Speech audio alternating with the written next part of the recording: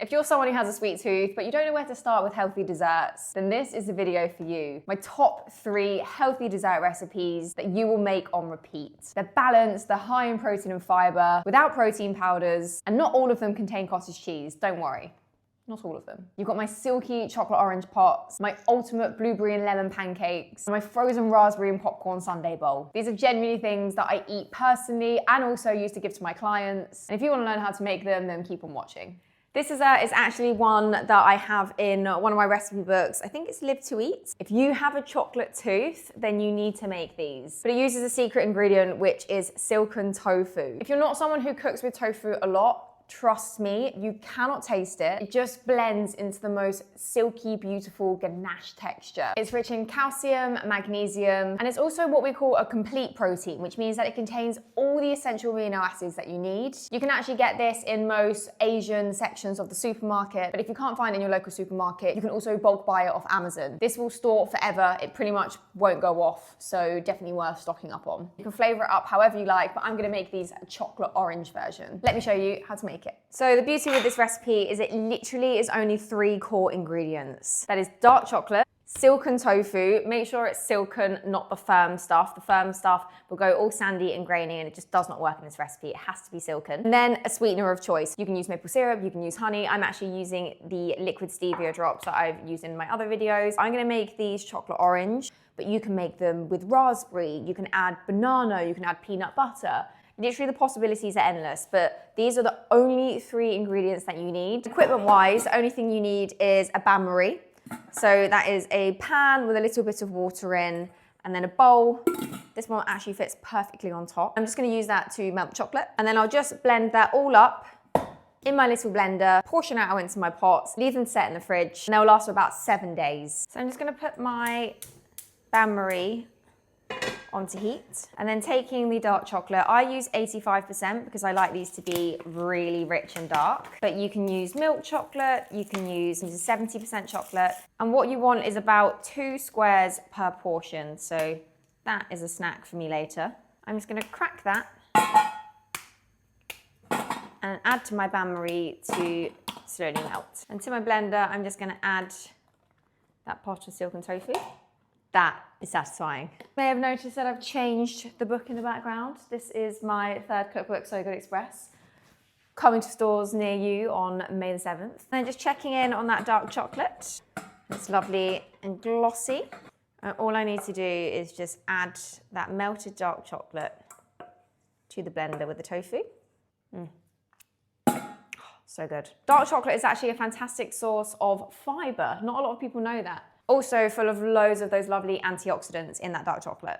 Now, to flavour this up, I'm just going to grate in a little bit of orange zest. I know that chocolate orange can actually be quite dividing for some, but as I said, if you don't like orange, there are so many different flavour combinations. Or you can literally just use dark chocolate and tofu. One thing that is a must for me though with chocolate puddings is a crack of salt. So a little pinch of flaky sea salt. And then sweeten to taste with that liquid stevia.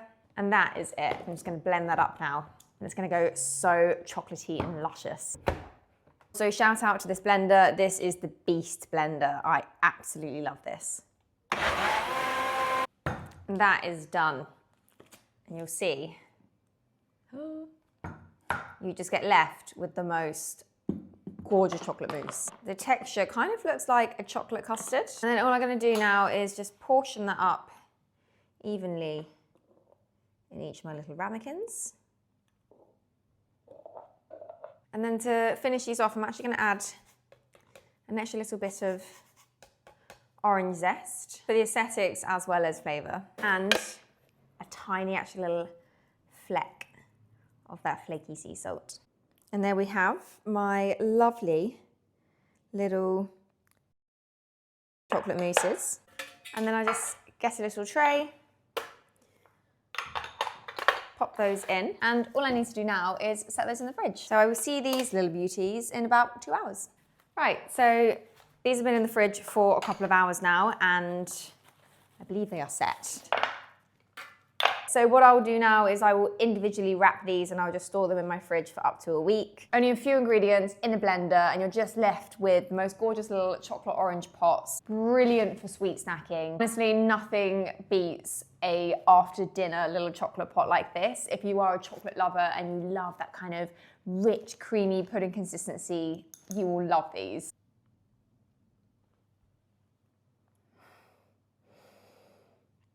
Oh my God. You know the inside of like a Lindt truffle?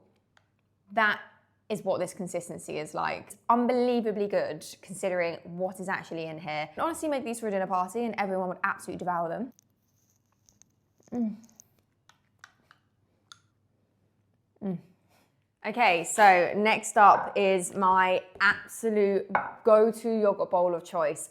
Often when I finish what I eat in a day and I say, oh, I'm gonna go and get a little sweet treat, this is what I rustle up. It's that perfect combination of getting in my protein through really good Greek yogurt, but I'm also getting in my fiber from the frozen raspberries, which is gonna help slow down all of the absorption of those sugars. But using them frozen, mixing them into the yogurt, turns it into this kind of ice cream-esque consistency. And then I've got the secret hack,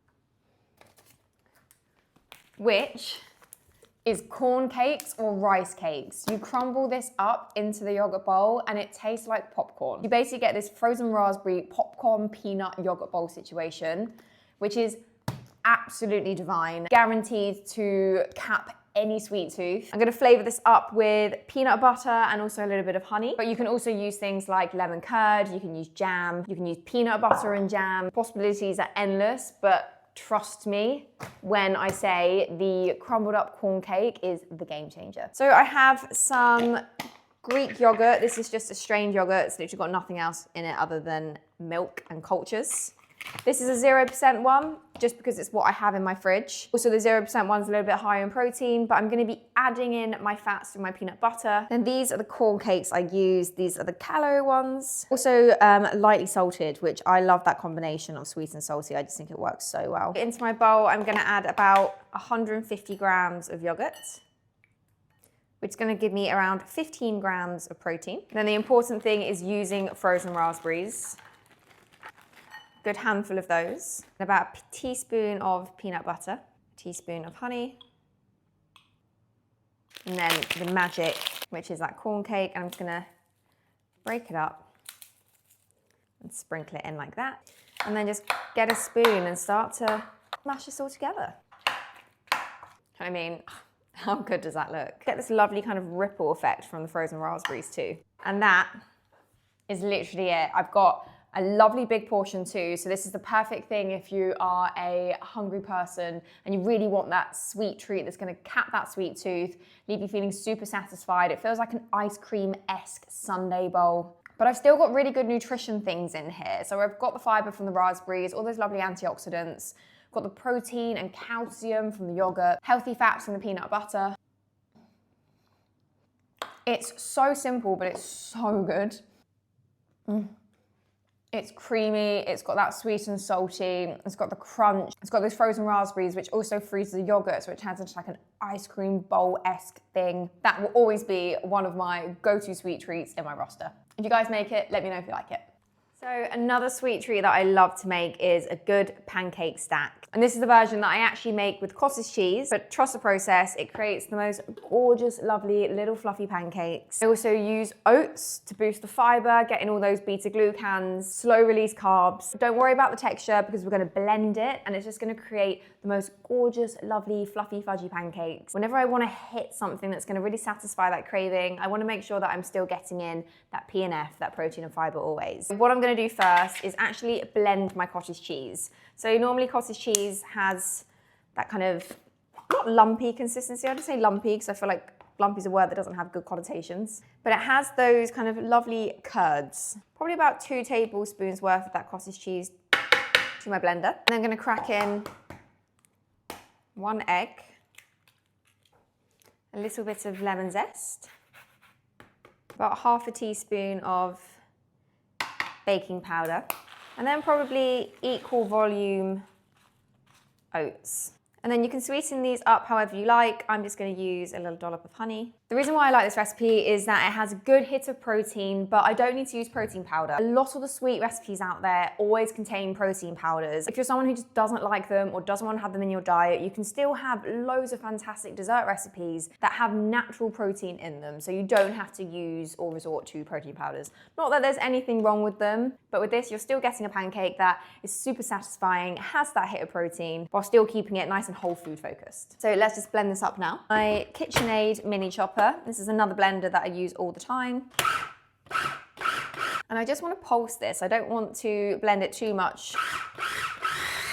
And then I'm just going to let that sit for about 5 minutes as it will firm up. My mix has been sitting for 5 minutes now, and already I can see that it's firmed up into a lovely kind of pourable consistency. Then I'm going to cook these in my cast iron skillet. This is my cast iron skillet from Le Creuset, my absolute ultimate piece of kit. You buy this pan and you will literally keep it for the rest of your life. The more you use it, it becomes something called seasoned, which is how the pan naturally becomes non-stick just through use. But the most important thing is do not put it in the dishwasher or wash it up with washing up liquid. So I've just lightly greased this with a little bit of olive oil. Hopefully pour out